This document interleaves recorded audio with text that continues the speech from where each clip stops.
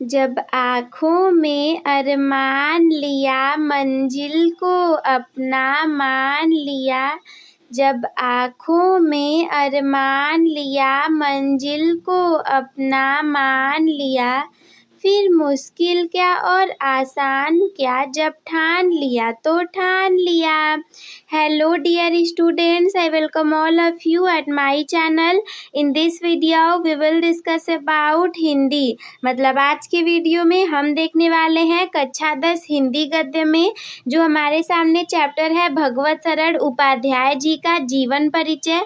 और केवल जीवन परिचय ही नहीं, साहित्यिक परिचय के साथ महत्वपूर्ण रचनाओं को देखेंगे और हो सकता है कि आपके पेपर में ये पूछा जा सकता है। तो चलिए बिना देर करते हुए आज के इस वीडियो को शुरू करते हैं।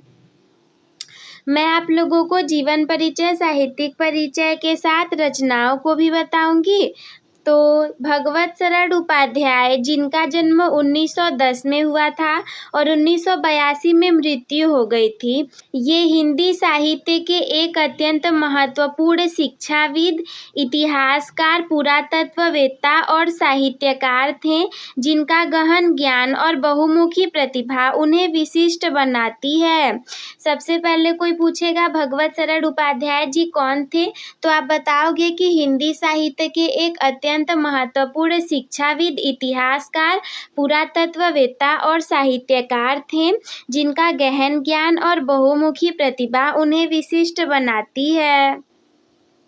जीवन परिचय की बात करें तो जन्म हुआ था इनका भगवत सरड़ उपाध्याय जी का जन्म 1910 अक्टूबर में उत्तर प्रदेश के बलिया जिले के उजियारपुर गांव में हुआ था। तो आप लोग इसे याद रखोगे। जैसे 3-4 दोस्तों का घर परिवार सब याद हो जाता है ना, वैसे इन लोग को भी अपना दोस्त समझ करके इन लोग का भी सब याद कर लीजिए। शिक्षा के बारे में कहें तो इन्होंने अपनी प्रारंभिक शिक्षा अपने गांव में प्राप्त की और इसके बाद ये काशी वाराणसी आए और वहीं से प्राचीन इतिहास में एमए की उपाधि प्राप्त की। इन्होंने संस्कृत, हिंदी साहित्य, इतिहास, संस्कृति और पुरातत्व का गहन अध्ययन किया था और ये प्राचीन भाषाओं के साथ साथ आधुनिक यूरोपीय भाषाओं के भी ज्ञाता थे।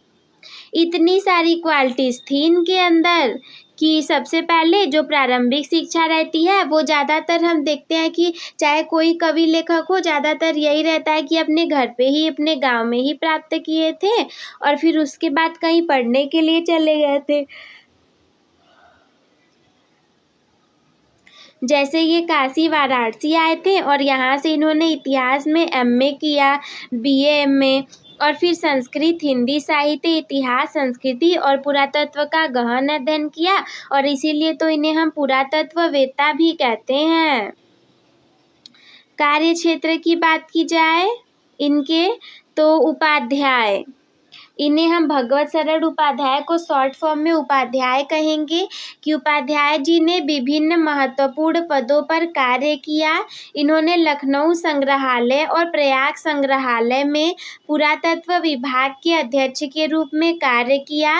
ये पिलानी के बिरला महाविद्यालय में प्राध्यापक और विक्रम विश्वविद्यालय में इतिहास के प्रोफेसर एवं अध्यक्ष भी रहे। इन्होंने बनारस हिंदू विश्वविद्यालय की शोध पत्रिका का संपादन भी किया और हिंदी विश्वकोश के संपादक मंडल के सदस्य भी रहे। 1982 तक वे मॉरिशस में भारत के उच्चायुक्त राजपूत के पद पर भी रहे।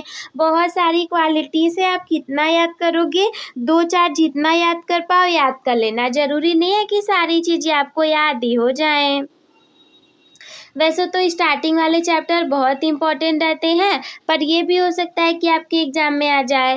विदेश भ्रमण की बात करें तो इन्होंने कई बार यूरोप, अमेरिका, चीन आदि देशों का भ्रमण किया और वहाँ भारतीय संस्कृति और साहित्य पर महत्वपूर्ण व्याख्यान दिए, जिससे कि भारतीय संस्कृति का विदेशों में प्रचार प्रसार हुआ। निधन की बात की जाए तो अगस्त में तो ज़्यादातर बच्चों का जन्म होता है, परंतु भगवत सरड़ उपाध्याय जी का 12 अगस्त 1982 को मॉरिशस में देहावसान हो गया। ये डेट ना याद हो तो भी चलेगा, लेकिन सन याद होना चाहिए। साहित्यिक परिचय की बात करें तो भगवत शरण उपाध्याय जी एक बहुमुखी प्रतिभा के धनी साहित्यकार थे।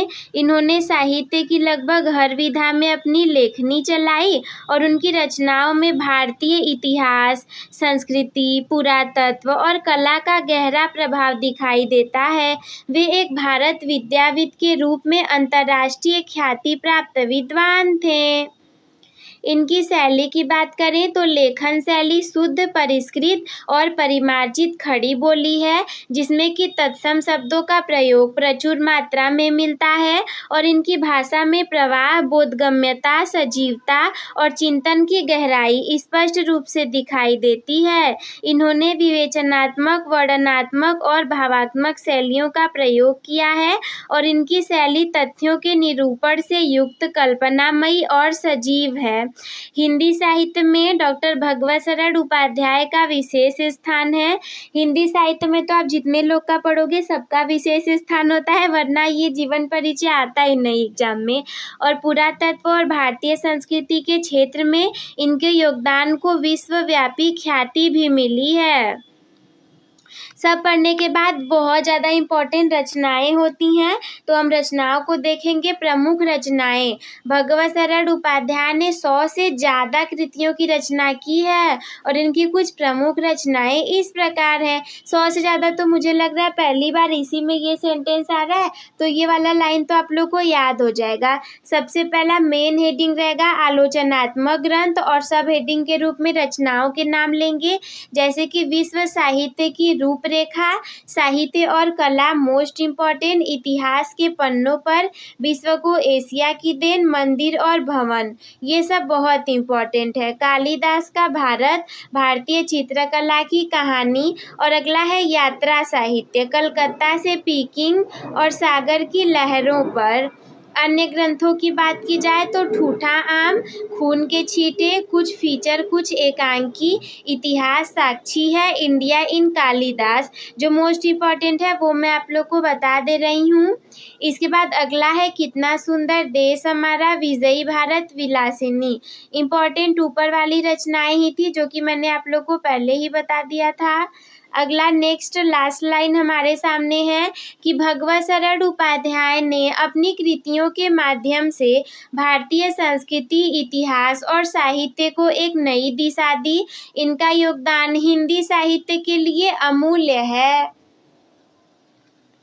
तो बस दोस्तों, आज के इस वीडियो में इतना ही। मुझे उम्मीद है कि आप लोग को सब समझ में आ गया होगा अच्छे से, और अगर नहीं आया हो तो फिर से वीडियो को देख लीजिए। हम मिलते हैं आपसे किसी अगले वीडियो में, तब तक के लिए धन्यवाद।